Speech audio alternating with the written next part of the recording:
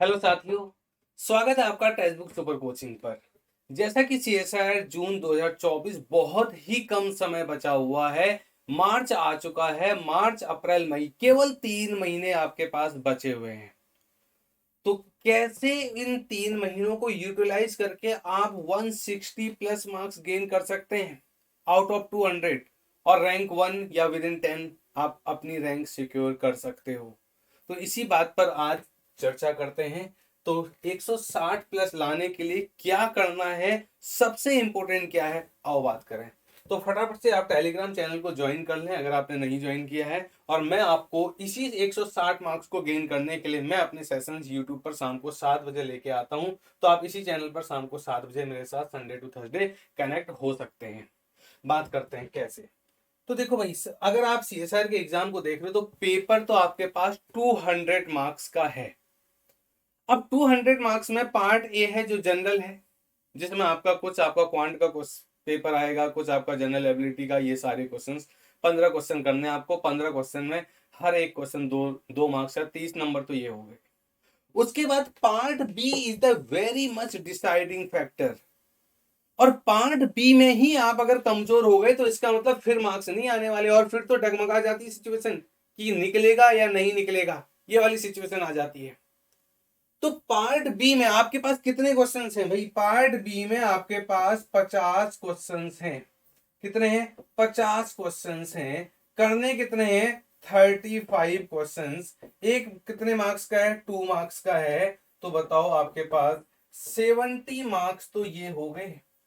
अब आपके पास भाई, आपको अगर एक अच्छा स्कोर करना है तो आपके लिए सबसे बेस्ट ये है कि पार्ट बी को स्ट्रॉन्ग कर लो, अपने आप मार्क्स ऊपर गेन हो जाएंगे। और पार्ट सी में तो बहुत ज्यादा चॉइसेज है ना। पार्ट सी में केवल 25 क्वेश्चन निकालने 75 में से। और अगर आपके बेसिक्स बहुत स्ट्रांग हैं तो आप उन बेसिक कॉन्सेप्ट को पार्ट सी में अप्लाई करके कहीं ना कहीं 25 क्वेश्चंस आराम से निकाल लोगे। 25 में से 20-22 भी सही हो गए तो आप देखो कहां ऊपर पहुंच जाओगे। तो सबसे पहले क्या करें? पार्ट बी को स्ट्रॉन्ग करें। अब पार्ट बी को स्ट्रॉन्ग करेंगे कैसे भाई? पार्ट बी को स्ट्रॉन्ग करने का मतलब यह है कि आपको अपने बेसिक कॉन्सेप्ट बहुत स्ट्रॉन्ग करने हैं। मतलब सिलेबस में 13 यूनिट है। 13 यूनिट में से आपको जो भी यूनिट आती है वो यूनिट इस तरह से आनी चाहिए कि उसमें बिल्कुल बेसिक्स एकदम से स्ट्रांग हो। बेसिक टू एडवांस आप जा रहे हो, यानी कि कॉन्सेप्चुअल क्लैरिटी आपके पास हर टॉपिक की होनी चाहिए। बेसिक कॉन्सेप्ट स्ट्रांग होंगे तब जाके पार्ट बी स्ट्रांग हो जाएगा। और पार्ट बी में सीधे सीधे क्वेश्चंस ही आने हैं। अब आप हाई फाई पढ़ने की कोशिश करते हो, बेसिक्स आपके अगर स्ट्रांग नहीं होते तो पार्ट बी में 8-8 6-6 नंबर भी आ रहे हैं स्टूडेंट्स के, और पार्ट सी में अच्छा स्कोर कर रहे हैं वो लोग। तो फिर क्या फायदा? इसका मतलब तो ये हुआ कि आपने सिलेबस को अच्छे से नहीं पढ़ा। तो प्लीज पार्ट बी को स्ट्रॉन्ग करें, अपने कॉन्सेप्चुअल क्लैरिटी बनाएं, बेसिक्स को बहुत स्ट्रॉन्ग करें। पार्ट बी अपने आप क्या हो जाएगा? अच्छा होने लग जाएगा। दूसरा, अगर आपको अच्छे स्कोर गेन करना है तो फिर भाई ये भी होना चाहिए, क्योंकि सिस्टम पर क्वेश्चंस पेपर आ रहे हैं, ऑनलाइन पेपर है।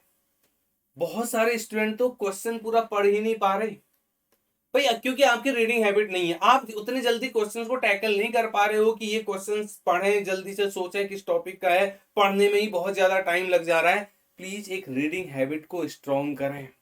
ठीक है, इंप्रूव योर रीडिंग हैबिट। अब अगर आप इंप्रूव करोगे तो उससे क्या होगा? उससे ये होगा कि आपका कम टाइम पर क्वेश्चंस को जल्दी समझोगे, और जल्दी समझोगे तो इसका मतलब ये हो गया कि बहुत अच्छा कर सकते हो। जल्दी जल्दी क्वेश्चंस मिलेंगे आपके चॉइस के, आप उनको स्किप करके आगे पीछे बढ़ सकते हो। तो ये कैसे करोगे आप भाई? ये डेली बेसिस में 10-10 15-15 मिनट करो। आपके पास लैपटॉप है, सिस्टम है, आप उसमें पुराने पेपर, प्रीवियस ईयर के पेपर का पीडीएफ खोलें और उसको रीड करें। सॉल्व अभी ना करें, भले ही ना हो रहे हैं, लेकिन उनको रीडिंग हैबिट में लाएं, उनको पढ़ना स्टार्ट करें, समझने की कोशिश करें क्या लिखा गया है। इस तरह से डेली प्रैक्टिस करें, कम से कम 10 से 15 मिनट। आपकी ये रीडिंग हैबिट क्या हो जाएगी? स्ट्रांग हो जाएगी। 3 महीने बचे हुए, मार्च अप्रैल मई। रिवीजन तो कर रहे हो लेकिन प्रैक्टिस नहीं कर रहे, क्या फायदा? तो भाई अपने दिमाग को खोलो, दिमाग की बत्तियां जलाओ, और आप रिवीजन के साथ प्रैक्टिस करोगे तो बैलेंस बना रहेगा। कि ऐसा तो नहीं है कि प्रैक्टिस करते कर रहे हो तब पता चलेगा कि हाँ उसमें कुछ और तो नहीं पढ़ना आपको।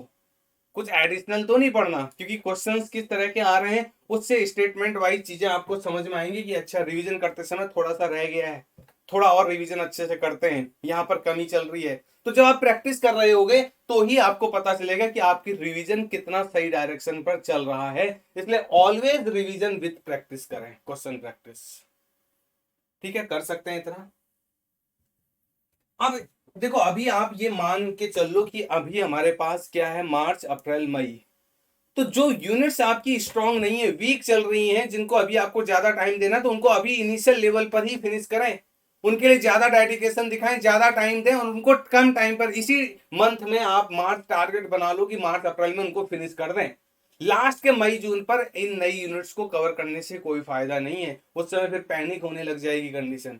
इसलिए बेटर है वीक कॉन्सेप्ट को अभी से स्ट्रॉन्ग करना स्टार्ट करें, finish up the weak units in early days, ताकि उन पर ज्यादा से फोकस कर पाओ। और बाद में मॉक टेस्ट दोगे एग्जाम से पहले, तो फिर आपको सिचुएशन बहुत ज्यादा हार्श ना लगे, आप एक सेफ जोन पे चल रहे होगे, अपने आप अच्छे मार्क्स की तरफ आप बढ़ जाओगे। इतनी बातें अगर आप एक बार करके देखो तो आपको क्या होगा, बहुत फायदा होगा। तो आपको करना है भाई, पार्ट बी स्ट्रांग बनाना है, आपको रिवीजन विद प्रैक्टिस करनी है, आपको क्वेश्चन रीडिंग हैबिट बढ़ानी है, हैबिट अच्छी कर रखनी है, और साथ के साथ यूनिट जो कमजोर यूनिट्स हैं उनको अच्छे से जल्द फिनिश अप करें। इन चीजों का बात को ध्यान में रखते हुए मैं आपका यहीं पर आज फिनिश करूंगा। प्लीज आप इस तरह से कोशिश करें और ये टेलीग्राम चैनल को ज्वाइन करें, और मेरे साथ कॉन्सेप्ट को सीखने के लिए या फिर नए क्वेश्चंस प्रैक्टिस करने के लिए आप मेरे साथ YouTube पर शाम को 7 बजे कनेक्ट हो सकते हैं, संडे टू थर्सडे। और आप एक प्रॉपर टीम के साथ कनेक्ट करें। लाइव कोर्स ज्वाइन करने के लिए एक कूपन कोड याद रखेंगे, आशीष जी, आपको एडिशनल डिस्काउंट इस पर मिलने वाला है। ठीक है, तो कनेक्टेड रहें। Thank you all.